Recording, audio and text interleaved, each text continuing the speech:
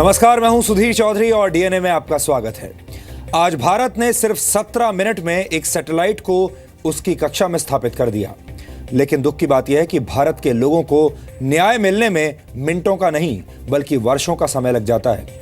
हमारे हाथ चांद और मंगल तक तो तुरंत पहुंच जाते हैं, लेकिन वो बलात्कारियों के गिरेबान तक नहीं पहुंच पाते। ये भारत की शक्तियों से जुड़ा वो विरोधाभास है जिसने आज पूरे देश को सोच में डाल दिया है। आज सुप्रीम कोर्ट ने एक कठोर फैसला सुनाया है और निर्भया कांड के 4 दोषियों की फांसी की सजा को बरकरार रखा है। यह सुनकर आपको लगा होगा कि आखिरकार निर्भया को इंसाफ मिल ही गया, बहुत अच्छा हुआ। लेकिन यह सिर्फ आधा सच है। पूरा सच यह है कि 4 दोषियों को फांसी के फंदे तक पहुंचते पहुंचते अभी कई साल और लग सकते हैं। अभी निर्भया कांड के 4 दोषियों को फांसी दिए जाने की तारीख तय नहीं हुई है, लेकिन हो सकता है कि जिस दिन उन्हें फांसी दी जानी हो उस दिन हमारे देश के ही कुछ वकील, कुछ बुद्धिजीवी या कुछ कार्यकर्ता फिर से सुप्रीम कोर्ट पहुंच जाएं और सुप्रीम कोर्ट को अपने फैसले पर एक बार फिर से गौर करने की गुजारिश करें। हमारे देश के इन कथित बुद्धिजीवियों ने अभी से ही फांसी की सजा को मानव अधिकारों का हनन बताना शुरू कर दिया है। लेकिन ऐसे लोगों से यह भी पूछा जाना चाहिए कि निर्भया के मानव अधिकारों का क्या हुआ। 16 दिसंबर 2012 को दिल्ली की सड़कों पर जब यह गैंगरेप हुआ था तो उसके बाद पूरा देश सड़कों पर उतर आया था। इस घटना ने देश के मन में मौजूद आंदोलन की चिंगारी को भड़काकर एक आग बना दिया था।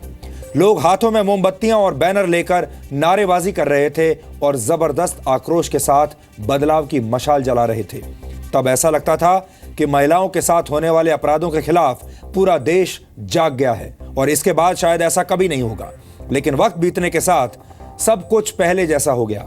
उस दौरान देश भर में जो लोग कैंडल लाइट मार्च कर रहे थे वो आज कैंडल लाइट डिनर करने चले गए हैं। आज हम समाज की इस नींद और कायरता पर भी चोट करना चाहते हैं। इसके बाद हम आपको कश्मीर का वो वीडियो दिखाएंगे जिसे देखकर आपको आज बहुत गुस्सा आएगा। बताया जा रहा है कि यह वीडियो दक्षिण कश्मीर का है और इसमें कुछ आतंकवादी 2 युवाओं को पीट रहे हैं। इन दोनों ही युवाओं ने कश्मीर घाटी में SPO यानी स्पेशल पुलिस ऑफिसर बनने के लिए एक टेस्ट दिया था। यह बात आतंकवादियों को अच्छी नहीं लगी और हमें लगता है कि किसी युवा को सुरक्षा बलों में भर्ती होने के लिए पीटना और उसे जान से मारने की धमकी देना सीधे सीधे भारत के संविधान और संप्रभुता को चुनौती देना है। इस बीच खबर यह भी है कि कश्मीर में युवाओं का ब्रेन वॉश करने के लिए वहां के केबल वाले सऊदी अरब और पाकिस्तान के कुछ चैनल्स को अवैध तरीके से प्रसारित कर रहे हैं। यह भी एक नया और खतरनाक ट्रेंड है जिसके बारे में आज हम आपको बताएंगे। और इसके बाद आज हम प्रधानमंत्री नरेंद्र मोदी की स्पेस डिप्लोमेसी का डीएनए टेस्ट करेंगे। भारत ने आज साउथ एशिया सैटेलाइट को सिर्फ 17 मिनट में सफलतापूर्वक पृथ्वी की कक्षा में स्थापित कर दिया और ये अंतरिक्ष के साथ साथ कूटनीति की दुनिया में भी बहुत बड़ी कामयाबी है। भारत ने दक्षिण एशिया के 7 देशों को सैटेलाइट वाले सूत्र में बांध दिया है। ये कूटनीति जरा अलग किस्म की है और इसे समझना भी आज आपके लिए जरूरी है। लेकिन सबसे पहले आज की तमाम बड़ी खबरें नॉनस्टॉप न्यूज में। दिल्ली के निर्भया केस में सुप्रीम कोर्ट ने 4 दोषियों की फांसी की सजा बरकरार रखी है। सुप्रीम कोर्ट की 3 जजों की बेंच ने दोषी अक्षय ठाकुर, विनय शर्मा, पवन गुप्ता और मुकेश को सजा सुनाते हुए कहा कि 4 गुनहगार धरती पर रहने के लायक नहीं है और लगता नहीं है कि ये गुनाह इस दुनिया में हुआ है, इसलिए ऐसा जघन्य अपराध माफी के लायक नहीं हो सकता है। इन्हें कठोर सजा देने से समाज में भरोसा जागेगा। ऑनरेबल सुप्रीम कोर्ट की जो पहले की जजमेंट है जिसमें क्लियर लिखा है कि collective conscious of the society अगर शॉक करती है तो रेयरेस्ट और रेयर इवेंट में आता है। तो उसमें लेते हुए ऑनरेबल सुप्रीम कोर्ट ने जो हाई कोर्ट की जजमेंट थी डेथ पेनल्टी की उसको अपहोल्ड किया। मैंने कोर्ट में भी बोला मैं इससे असंतुष्ट हूँ और जैसे जजमेंट मिल जाएगा उसको स्टडी करके हम उस पर जो रिव्यू है हम रिव्यू फाइल करेंगे। 16 दिसंबर 2012 को दिल्ली में 23 साल की निर्भया के साथ गैंगरेप हुआ था जिसमें कुल 6 आरोपी थे। एक आरोपी राम सिंह ने सुनवाई के दौरान जेल में आत्महत्या कर ली थी। एक नाबालिग आरोपी सजा काटने के बाद रिहा हुआ। 4 दोषियों मुकेश, अक्षय, पवन और विनय को फास्ट ट्रैक कोर्ट ने भी फांसी की सजा सुनाई थी। निर्भया गैंगरेप केस के 4 दोषियों को फांसी की सजा के फैसले के बाद निर्भया के माता पिता ने कहा कि देर हुई लेकिन इंसाफ मिल गया। एक बार सबको बहुत बहुत धन्यवाद देती हूँ, कोर्ट को भी धन्यवाद देती हूँ कि उन्होंने जो निर्भया के साथ घटना हुई थी उसके बारीकी को समझा और हमें इंसाफ दिया। हमको तो कहने में गर्व हो रहा है कि निर्भया को ही नहीं बल्कि पूरे देश को न्याय मिला है। गुनहगारों को फांसी की सजा बरकरार रखने पर पूरे देश ने इसे न्याय की जीत बताया। I'm happy that the verdict has been upheld and I wish it had come sooner. Delhi police का जो प्रोफेशनल इन्वेस्टिगेशन है that stands vindicated. आज सच्चाई की जीत हुई है। देश में अलग अलग जगहों पर छात्रों ने भी फैसले पर खुशी जताई। ये बहुत अच्छा निर्णय सुप्रीम कोर्ट द्वारा लिया गया है। इस फैसले से आगे लोगों को सबक मिलेगा। 3 अप्रैल 2016 को सुप्रीम कोर्ट में निर्भया गैंगरेप केस में सुनवाई शुरू हुई थी।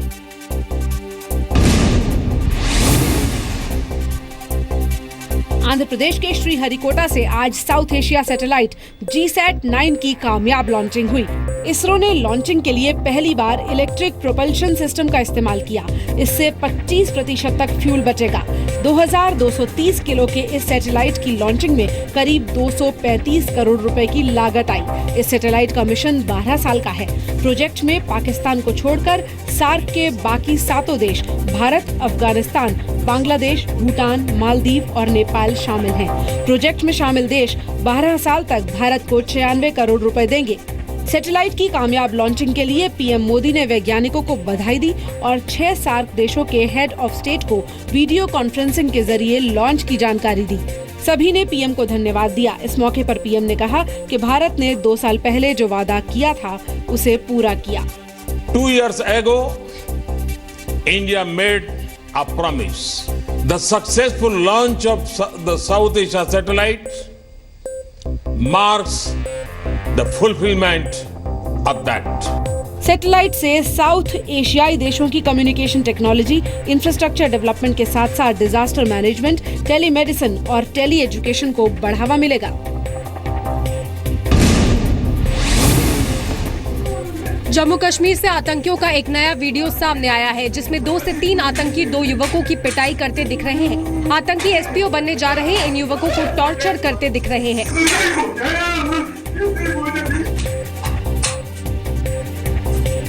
आतंकी पुलिस के लिए जासूसी करने के इल्जाम में एक युवक के बाल काट रहे हैं।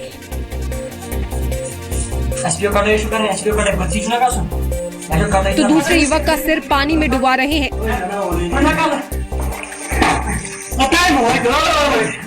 और दोनों को लगातार पीटते जा रहे हैं।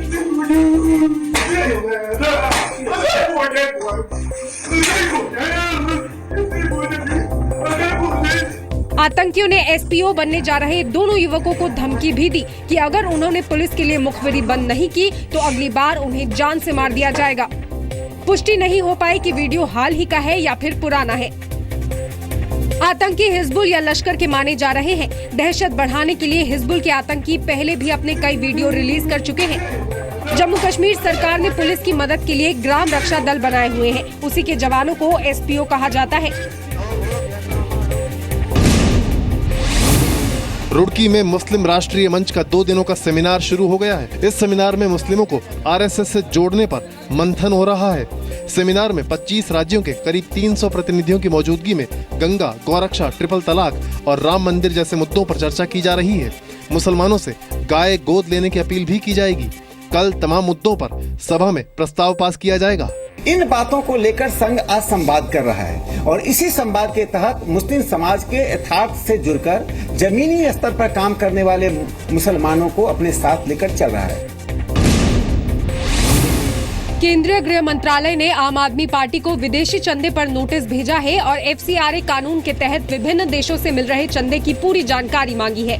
गृह मंत्रालय को शक है कि आम आदमी पार्टी ने विदेशी सहायता नियमन कानून 2010 का उल्लंघन किया है। गृह मंत्रालय ने AAP को भेजे नोटिस में पूछा है कि उसे मिले विदेशी चंदे का स्रोत क्या है। सूत्रों के मुताबिक AAP को गृह मंत्रालय के नोटिस का जवाब देने के लिए 16 मई तक का वक्त दिया गया है।